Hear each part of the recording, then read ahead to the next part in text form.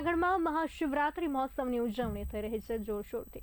ભવનાથ ક્ષેત્રમાં નાગા સાધુઓની પરંપરાગત રવેડી નીકળવાની છે, તે પૂર્વે તંત્ર દ્વારા રૂટ પર વિશાળ સફાઈ અભિયાન હાથ ધરવામાં આવ્યું છે।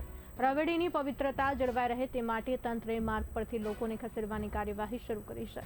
રૂટને ખાલી કરવામાં આવી રહ્યું છે અને બેરિકેડ્સ દ્વારા લોકોને અંદર રહેવા માટે સૂચના આપવામાં આવી રહી છે। સફાઈ અભિયાન હેઠળ રસ્તાઓ, પાર્કિંગ વિસ્તાર અને આસપાસના વિસ્તારોમાં સ્વચ્છતા સુનિશ્ચિત કરવામાં આવી રહી છે। નાગા સાધુઓની રવેડી મહાશિવરાત્રીના દિવસે રાત્રે નીકળવાની હોવાથી તંત્ર દ્વારા સુરક્ષા વ્યવસ્થાની ખાસ કાળજી લેવામાં આવી રહી છે।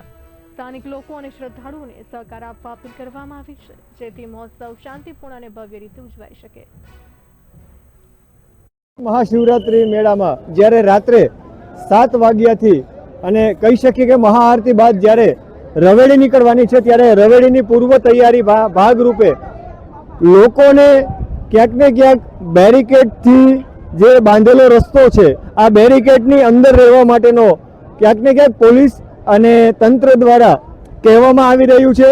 હવે પછી જે રવાડીનો રૂટ છે એ ખાલી કરાવવા માટેની પ્રક્રિયા ચાલુ થઈ ગઈ છે। ત્યારે તમે જે જોઈ રહ્યા છો એ રીતે રવેડીનો રૂટ આખો પાણીથી ધોવામાં આવે છે, જેથી કરીને આ જે રવેડીની પવિત્રતા છે એ જળવાઈ રહે એ માટે ક્યાંક ને ક્યાંક આ રીતે પ્રોસેસ કરવામાં આવે। ત્યારે કહી શકીએ કે રવેડીની પૂર્વ તૈયારીઓ શરૂ કરી દેવામાં આવી છે।